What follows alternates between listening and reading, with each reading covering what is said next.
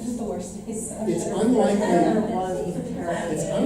that the Russians got into the voting numbers.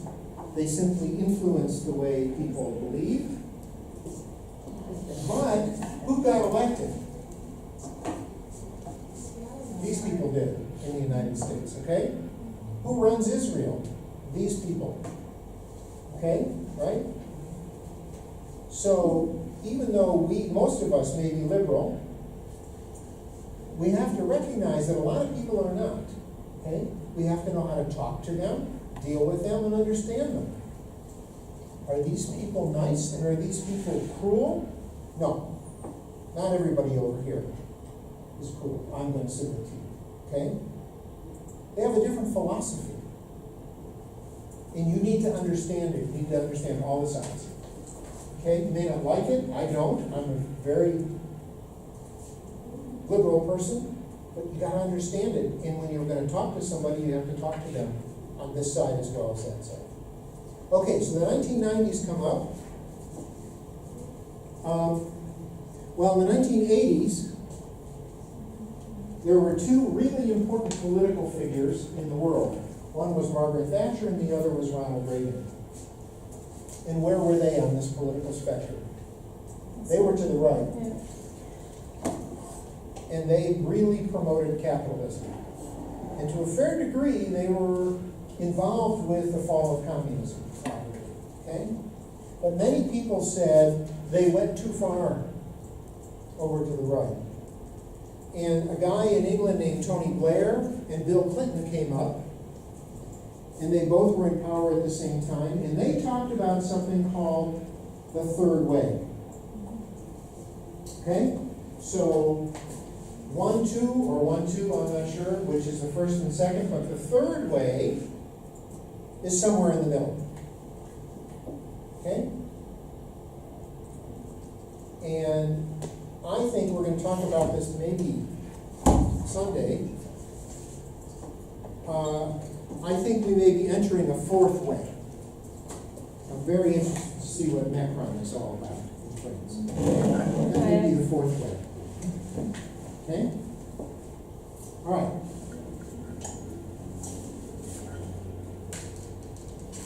You got to know this slide for the exam. Okay? I took a picture of it. All right?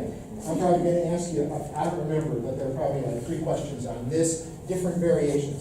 This is the most important slide in the whole course. Okay? Right? You get this figured out, you can watch it on video too. Okay? I hope that's working. All right? Okay, now, let's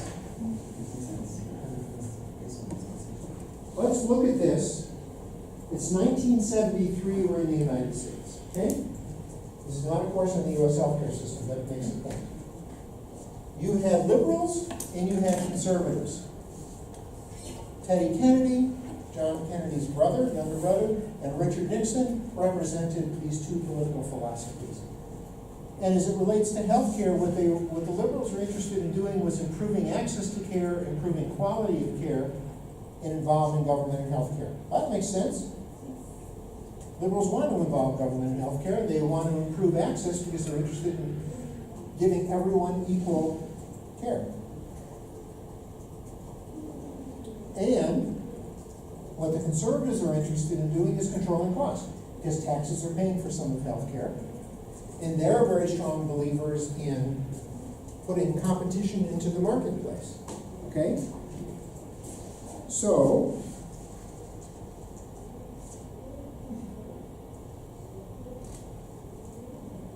the conservatives believed in the philosophy of Adam Smith and the invisible hand.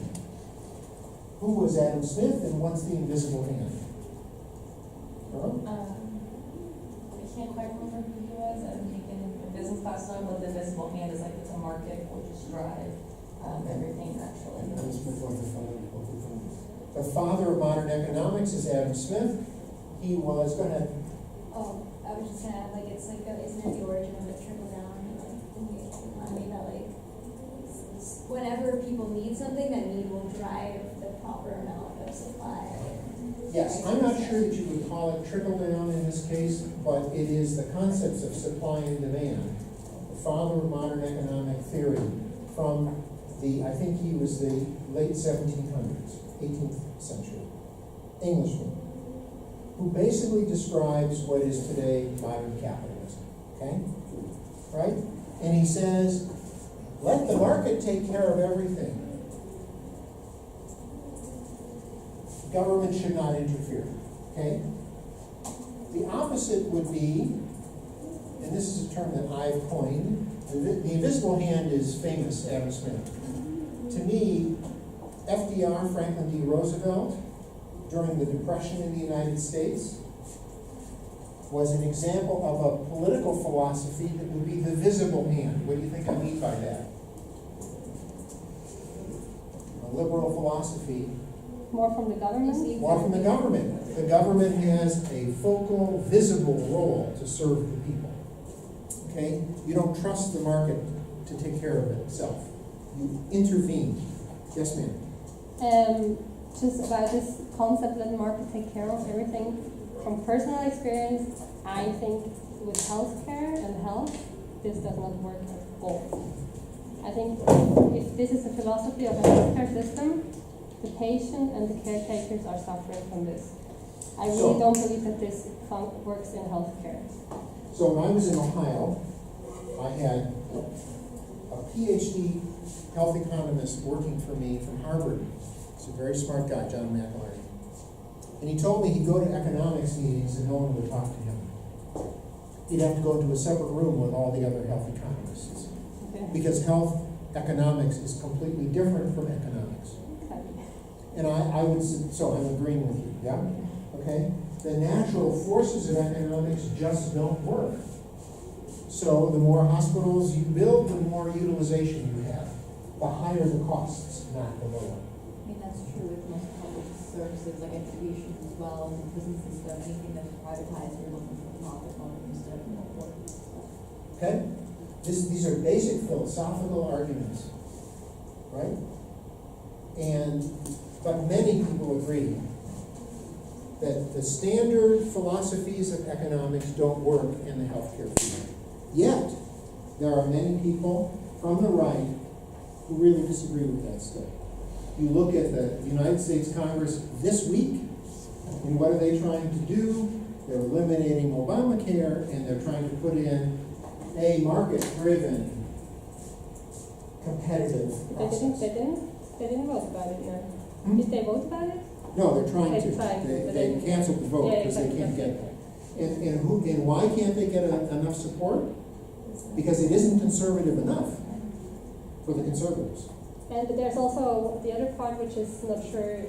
Well, the liberals won't vote for it at No, all. but there's also in the Republicans, there's also a small section which is, I guess, a little bit to the middle, and they're not sure Right, if it's not going to damage. yes. So it could, it's all the, well, yeah. One of them is, who I don't like, but Rand Paul, he's actually a doctor, so that, and he's the one that's saying, like, I absolutely will not vote for it by any means. Yeah, So because he's it's too liberal for him. But so is, no, I think he's saying he won't vote for it because he's a doctor. I mean, I don't like him, so I don't, it could be No. probably you told me. I disagree. Oh. He is saying no because it's not conservative enough. Okay. Okay? Chris, you can look. If I'm wrong, you show me. Oh, Okay? no, it's, he's horrible, so either way. Okay. Now, let's go to today, and let's talk about liberal philosophies with healthcare and conservative. This is the same slide. I just took 1973 out in Kennedy and Nixon. Why? Because the political philosophies haven't changed. They're never going to. Okay? Right? There's a Ministry of Health here in Israel. Right? The Minister of Health is conservative. He happens to be Orthodox religious Jewish. Okay? And he's going to put more emphasis on this. So if you're a hospital medical director, you're going to be very worried about this because he's a public budgeted facility, Rambam Hospital is. Okay? And there's going to be tremendous amount of pressure to promote the free market. On the private sector. And the private sector. Okay? Okay. So, a couple more points and then we're done with this stuff. Okay? Let's talk about Medicare drug coverage. Now, this is technical about the United States. It doesn't need to be, it's just an example. Medicare is a healthcare program run by the United States federal government for old people and people who are disabled. One of the most disconcerting experiences I've had in my entire life was turning 65 and being eligible for Medicare. I now am one of these people, Medicare, okay? It's kind of scary because I don't think I'm old. But I'm old enough, okay? So, when Medicare was created in the 1960s, no one paid for drug coverage. This wasn't included. And drugs are very expensive, right? So old people had to pay for their own drugs. Until George Bush became president. Now, George Bush is liberal or conservative, left or right? Conservative. Conservative. Which one? What? No, I know, but he said until George Bush became president. George II. Okay. George II was president of the United States. And what were the Democratic Party, what were their interests? What would they like to see happen as it relates to drugs and Medicare? Coverage. Coverage, sure. Why? Because it's a social responsibility. Yeah, right? Makes sense. So, what would the Republican interests be? Control the cost. Control costs, okay?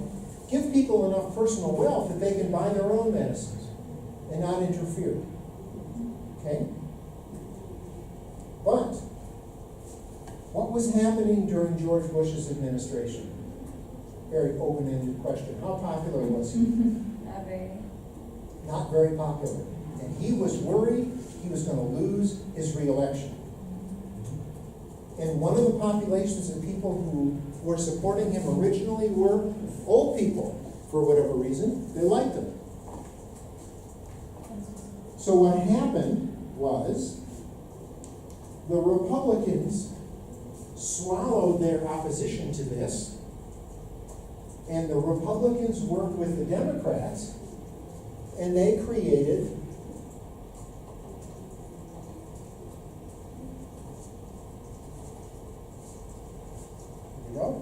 Charlie Moments. The Medicare D program. When interests coincide, laws are created. They may come from different perspectives. They may have different agendas. But the consequence is laws get created when interests coincide and a majority of some sort is created. So in the United States right now, because the Senate is not going to vote, Mitch McConnell, who's one of the most conservative people, is now beginning to say, maybe we'll work with the Democrats. He doesn't want to work with the Democrats. He wants to bring in his own people and get them to stop complaining, okay? Because if he brings the Democrats in, the whole philosophy of what they're trying to do is going to change very dramatically. But he needs a majority. He's got to get a majority for those interests to coincide. So in the United States, they created a Medicare drug program. Were the liberals satisfied with it? No. If you look at the details, it's expensive, it's complicated. I don't think it's particularly great. Were the Republicans satisfied? Certainly not, because all of a sudden the government was more involved in healthcare than they wanted it to be. But they got the votes. George Bush got reelected. They got what they wanted out of it. They got voters. When the interests coincide, laws get created. Okay? All right, now,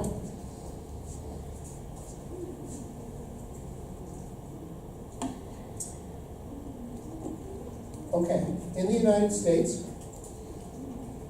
in 2008, when T.R. Reid was writing his book, and he wrote that book because in the United States we were negotiating what became Obamacare, the Affordable Care Act, and he wanted to bring some information to the American public about other kinds of health systems.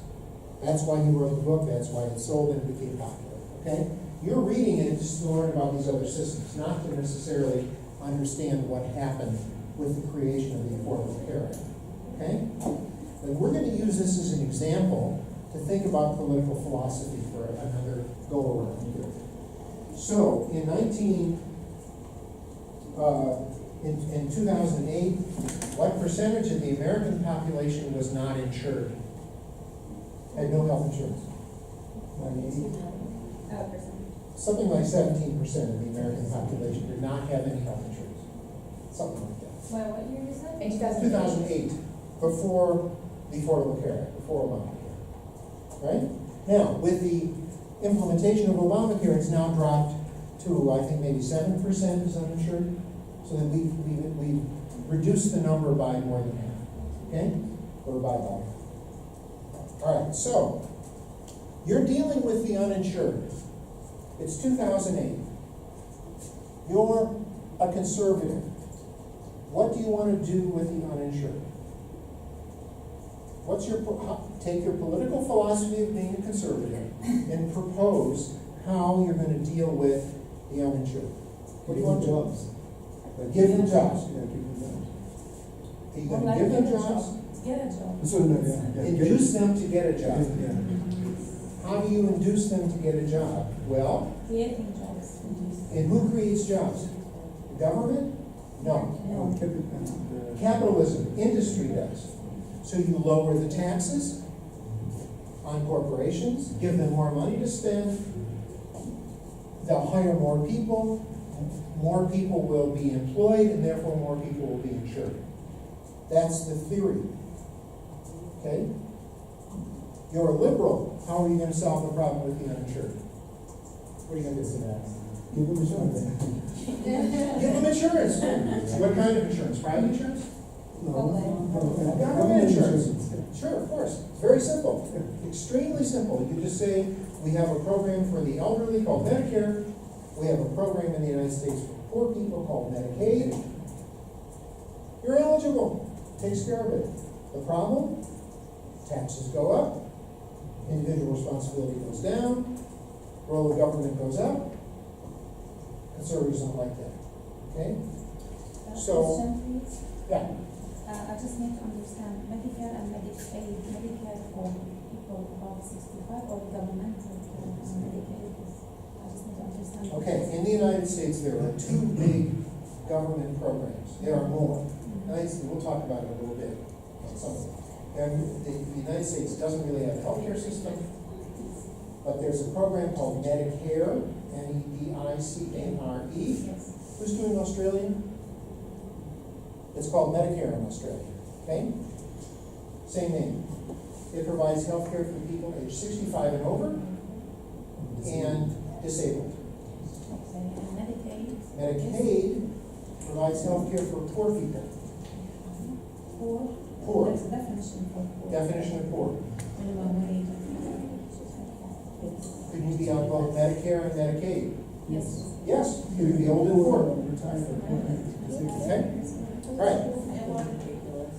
Hmm? In the US, are the conservatives the most rich people and the liberals are not rich, or Yes. it doesn't? Generally speaking, rich people are conservative and poor people are liberal. No, bourgeois. Okay? I am a liberal and I'm rich, which is unusual. Okay? A lot of times it's a religion too. A lot of really religious people are conservative. But And secular people are less. Okay? isn't part of the whole thing of the Industrial Revolution, where the captains of industry and how the U.S. capital was founded, whether it's the Rockefeller, whether it's the steel industry, and these tend to be conservatives. Yes, they tend to be conservatives. We're going to talk a little bit on Sunday. In a few minutes, we're going to talk about the development of the social welfare state, and we're going to get back to that. And then on Sunday, we'll talk about it some more. Okay? Okay. So, what happened in the United States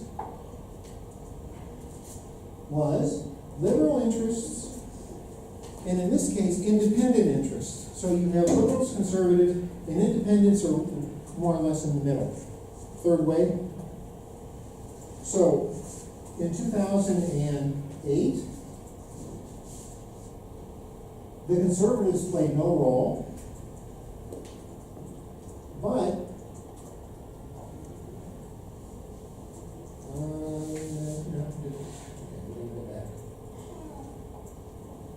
but Obamacare gets created. Why?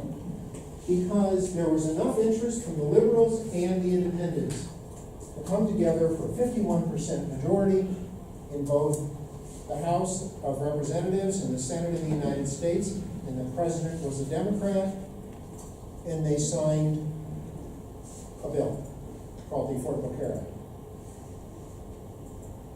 Was it, from a liberal perspective, is it a good law? No, I don't think so. It's not good enough. Not good enough, no. Okay? And we're beginning to see what some of those problems were. Why are there problems? Because it was a compromise. The original proposal was much more logical. The things that are falling apart are predicted that they would fall apart. And when they created it, they figured that there would be liberal elections coming and they would fix it. Instead, we've had conservatives come in and that messes the whole thing up. So what they created was what I would call universal care light. First of all, there isn't universal care in the United States. There's still 10% uninsured. And it's a pretty screwed up system. And many times when you look at the political compromises that occur, they're messy. Okay? People talk about making sausage. Anyone ever seen sausage being made? They say you don't want to see sausage being made. I'm vegetarian. Okay. And making laws is even worse than making sausage. Okay? It's very messy. Nobody likes it. If everybody likes it, you're just never going to see it. Okay? All right. Okay, so that's a brief discussion of the politics of political philosophy and how, in a simple way, political philosophy is going to affect healthcare delivery. Right? Okay, now, do we need a break or not? Can we keep going? Let's keep going, okay?